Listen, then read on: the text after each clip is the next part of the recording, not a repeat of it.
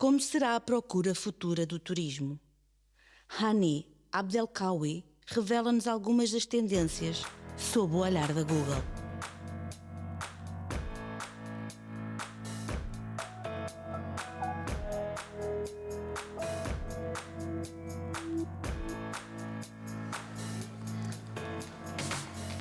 Bom dia. It's probably very hard to speak after Duncan today, so I'll do my best. I'll probably speak a little bit about business, so apologies to bring the boring side of the dynamics of the tourism industry today.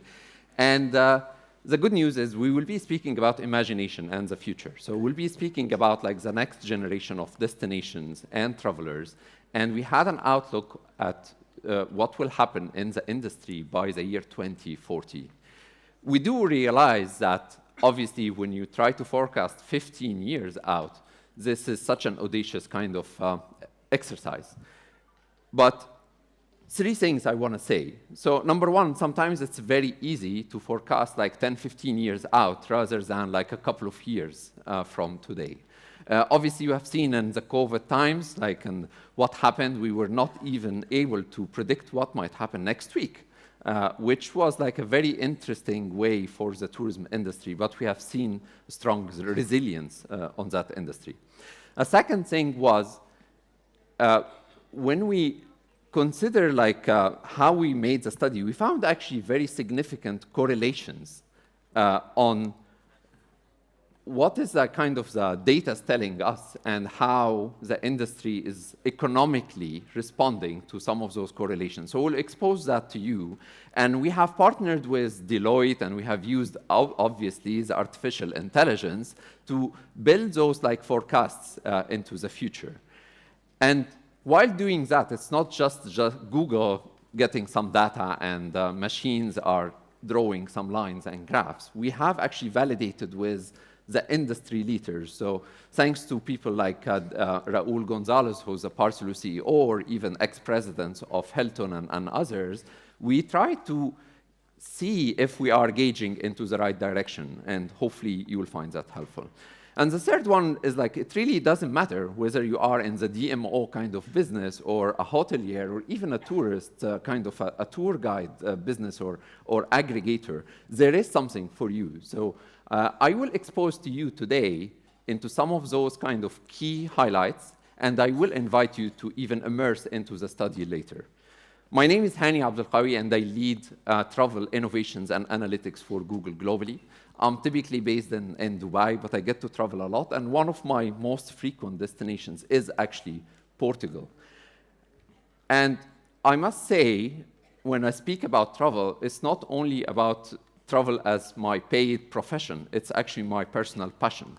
So for me, being available and even flying and visiting 84 countries so far, it's almost close to 50% of the world, with at least once, if not many times, I think Portugal, I probably lost count of like if I reached like 20 or so visits. But it's very interesting, and I just wanted to start by saying thanks to all of you, because you are in the industry that I call the happiness makers. And the memories that you are leaving on me personally, and even my family and all of my friends, this is something you are should be proud of. When I speak about like why Google is vested into the travel industry, we have like basically a couple of missions that we wanted to share with you. So on the one side, when we speak about like the travelers, we wanted to help them, right? Find the right information and obviously use a lot of like the tools and all of like empowerment, let's say, as they are doing their decision making. And one of my favorite tools is obviously Google Maps, which has been online for a while, or even things related to Google Translate. Guess what for Google Translate? Every single day, we translate 150 billion words that we are receiving and hitting our server. The number, by the way, right now is definitely far beyond that. And I always say, like, eu não falo português, mas eu uso Google Gemini. Did I get it right? Okay, perfect. So my friends were helping me, and I think His Excellency, Mr. Pedro, was challenging me if I'm speaking Portuguese yet, but I definitely responded confidently that I use Google Gemini. Let's speak about the business for like how we are partnering with you as an industry. I think it's like when we look at travel, we understand, yes, on the front line, and I think Duncan was touching a lot on the experiences and how your customer centricity strategies and everlasting memories are. But we also know it's quite really hard at the kind of how the kitchen is developing all those like delicious meals and outcomes. So we do understand there is a lot of probably stress and tension and lots of parameters and moving factors that you deal with. So we are here, we are obviously joining forces with you, and Google is simply a travel partner, as we see ourselves as data and technology partner to all of you. We are speaking about like millions and billions of signals that we are receiving from people. Think of it as a barometer of interest and demand trends and all of that. That is at your disposal. We are also working a lot into the sustainability component and how can we even improve transparency as you are designing for the future. So we are exposing, obviously, the users into like what it means for sustainability points, and even how you as partners can become better and ahead of the game into such kind of environmental goals. Now let's speak about the study. When we speak about 2040, we looked at data since 1970, and we got all of those like tourism flows, the kind of data, and UNWTO and the arrivals, and what is happening around the world. And then we studied data for 185 countries globally. We used 90,000 even data points on various factors and even economical and political and even kind of things related to the construction and the pace and the correlation of certain events to come up with what we might see. But guess what? It's not really easy, because when you speak about the travel future, we need to look not only at the historical data, but we also need to look at the pipelines. When we look at countries such as, like, let's say the Middle East or Saudi Arabia, and you get to know it's like 20% of the world's steel production in the world is going to Saudi Arabia this month. This is crazy. And this is where, like, you think about like the pipeline of construction in such kind of emerging areas, and we have to use such additional data points to come up with what might the future look like. We found some very interesting correlations, and there is some very, very good news. So no matter over the years, it's like if you look at this chart, no matter how like there are economical turbulences or areas of conflict or even kind of the one-off events such as like the pandemics and so on, the graph is always going up. A second thing, we have noticed a very strong and significant, statistically significant correlation between the middle class growth globally and how the travel and international travel is happening. And those are kind of like almost going hand in hand into that front. A second thing, when we looked at the numbers, we found a very interesting pattern. The travel, kind of international travel at least, or crossing boundaries and borders, gets to double every 15 years. Every 15 years, it's almost like going into the same kind of pattern going forward. And by 2040, when we looked at even how can we stretch this pattern a little bit, we expected that there is at least a 60% is being added into like the world travelers. By the way, when we speak about today, and obviously we had, you all know, we had to use the 2019 stable data as a kind of a base year to make sure like we avoid any outliers on the charts. But it's amazing to see that 20% of the world populations are already travelers. That is significant. And there are lots of areas and destinations where the middle class is growing up, and the appetite to travel is also delivering with them. So let's speak about, first, the outbound kind of markets, the key source markets that we are seeing. So there is a little bit of like news here to share. The top 5 markets would increase their market share. So there will be actually more concentration in the top 5 markets. And those 5 markets alone will contribute 42% of all the outbound travel going in the future, or coming in the future. And notably here, we are speaking obviously about China, we are speaking about major countries such as the US, but obviously don't underestimate power such as India and how it's developing further. We'll dive deeper on it.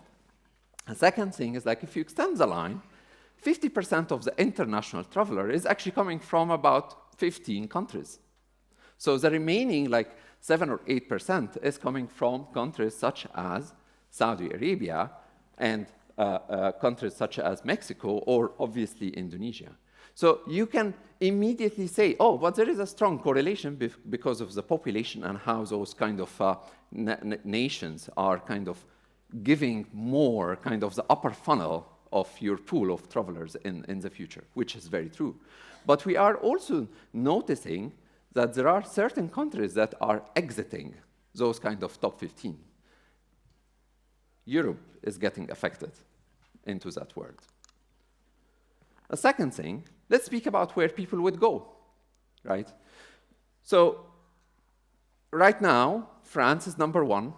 Everybody knows it. It's taken for granted. Well, Spain is becoming number 1 soon. So it might be on a close tie, but that is happening. But when you look at, like, also future destinations, we are seeing an emerging trend of people going to countries such as, like, Indonesia, or the United Arab Emirates, or Saudi Arabia. And again, look at their pipeline and what is happening in terms of, like, events and so on. We'll speak more about that in a minute. But if you look at, like, almost 45% or so of the travelers will concentrate into certain clusters. And most of the growth that is happening in each of those clusters is coming at the expense of certain nations that are losing a little bit of share. Let's speak about one more pattern that we are noticing. We are noticing that people who are traveling a lot, or obviously probably all of you here would get to travel a lot, when do you decide on the next destination? You probably want to go to this, like, new experience, new hidden gem, new islands that you, like, everybody's now starting to talk about, the emerging kind of destinations. So this is what we call mature travelers going to emerging destinations. And the emerging travelers on the other side, coming from the emerging markets, this is where they want to go to their bucket list. They want to go to the mature destinations. I still want to go and see Big Ben in London, or Eiffel Tower, or Burj Khalifa in Dubai. So emerging going to mature, mature coming to emerging. That's probably one of the summary I can tell you about the studies that we have. Let's have a little closer look into what's happening and going to happen. So let's classify those kind of outbound markets that will influence, like, the visits and the travelers that will come to use your services and your happiness kind of services, into, like, 2 big buckets. There is a very big stable base, and there is actually the emerging kind of travelers. And I want to, like, probably highlight 2 countries here. Number 1, from a new source markets, or, like, very significantly new source markets, India. It's growing to be 5x what it used to be in 2019. Crazy. And when you speak about the States, for example, or China, obviously, these are markets that are doubling, but they are doubling from a very large base. And your strategies here would differ, because obviously for the most stable markets, you need to enforce your message to continue having those kind of individuals coming in. I think there was a discussion within my team and of some of our partners even yesterday. We're speaking about the number of Americans that we are seeing now at the downtown of Lisbon. Yes, they are coming, and this is such a large base. But when we speak about, like, seeing people from India or so and exploring the world, that's something to watch for, actually something to plan for, because it will be different in the next few years. Let me dial down on India in particular. the fastest decision maker traveler in the world. From dreaming to landing and using your services, this is 50 days. This is the shortest ever. When we compare it to even the global average, we are speaking about people spending at least 70 days. We even were looking at like, okay, like is this a unique pattern in the APAC region or Asian regions and so on? No, it was completely unique in India that from the time they decide to the time they land into the destination, only 50 days. And there is obviously a concentration when we are speaking about how digital they are, but guess what? 70% of the traffic that is generated for all the travel websites globally, from India, locally from India, is going to 1% of like the providers that are known there. So just imagine such a super concentrated market. And when you think about even having a seat into that market, you might have a little bit of a tough job because you are coming from like the 30% that is competing to get a share into that world. How do you win probably in India? So let's have some practical examples. So with brands like, or international brands such as Airbnb or Skyscanner or Ease My Trip, this is their kind of brand trends over a decade. Literally, they started very, very small. And finally, they started to see significant growth compared to their starting point, right? Amazing. But it's such a long journey. Make no mistake. How do they compare against like all like the top brands out there? These are there, the green, yellow, and red. There is a very strong concentration in India, as I said. So when you consider India, not only are you considering how to start early and paving the way for your brand recognition and affinity and first love stories that you need to create with those like potential users, but also think about your partnership strategy as you are going. Another thing to know about India is like only 25% of the Indian people are English first kind of speakers. There are in India so many people, and we are speaking about millions of people, who are speaking completely different language. And this is your typical natural language. So when you think about like localization and going to even speak to the Indian kind of audience, make sure you are extra localized as you can, or at least consider what your competition is doing, and they might be ahead of you. And when we speak about India, the one thing that comes to my mind is like, I was asking my teams like, okay, like what's some percentage of people with a passport in India today? Any guesses? Any guesses? It's around 100 million passports today in India, 100 million only. And this number have tripled over a decade that I'm showing here, literally tripled. But this number is less than 7% of the Indian population. So be ready. They are coming. And obviously, they are gaining into the economical power. And think about factors such as the GDP per capita.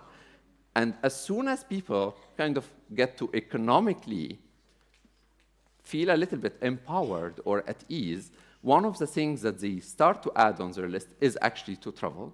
And as soon as they even start the habit of travel, they don't stop. They actually go from exploring domestic and local kind of areas to really getting this courage and traveling overseas and start cascading into like world trips. So right now you might have an opportunity because there is like the high net worth kind of people who are like truly want to enjoy the top 5-star and top experiences and customized kind of cuisines and so on. But in the future, you might have a completely different stream of people using your services. So when you think about them in the future, how can you build your brand today rather than wait till tomorrow and become a follower to catch on the wave?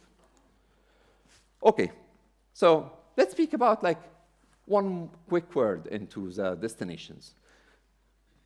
We said Spain is becoming and growing, is like, luckily, between Spain and France, they always fight, and sometimes they even say, it's like, oh, well, France is taking more tourists today because people are just transiting via the tunnel to get into Europe. But anyway, that's a political discussion. But when we speak about Saudi, look, this is their bar. This is where they are today. This is how much they are going to unfold into the future as a destination. Of course, it's not a surprise when you think they have like the World Cup coming, and there is Expo, and all of these kind of what I say pipeline of activities and plans, and countries such as the UAE.